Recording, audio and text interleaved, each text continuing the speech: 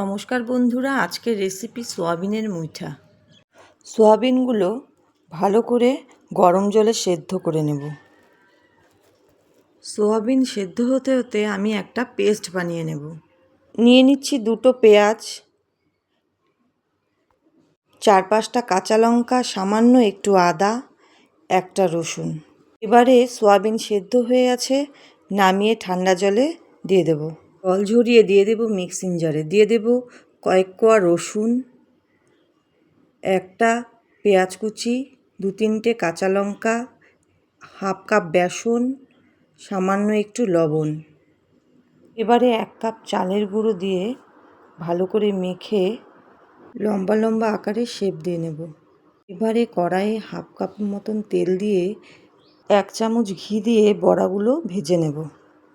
বড়াগুলো লাল লাল করে ভেজে তুলে রেখে ওই তেলেই দিয়ে দেব আলু,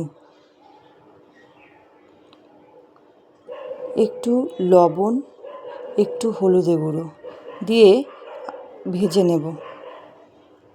আবারও তেল গরম করে দিয়ে দেব গোটা গরম মশলা, দিয়ে দেব আগে থেকে তৈরি করে রাখা পেস্ট, 1 চামচ হলুদের গুঁড়ো, 1 চামচ লঙ্কার গুঁড়ো দিয়ে ভালো করে কষিয়ে নেব।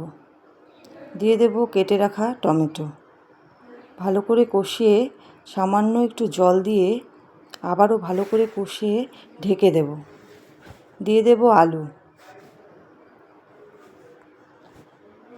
দিয়ে দেব 1 চামচ জিরের গুঁড়ো, 1.5 চামচ ধনে গুঁড়ো।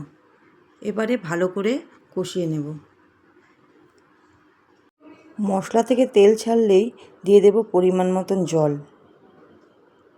ঝোল ফুটে এসেছে, এবারে পরিমাণ মতন লবণ দিয়ে বড়াগুলো দিয়ে 2-3 মিনিট ফুটিয়ে গরম মশলা দিয়ে নামিয়ে নেব।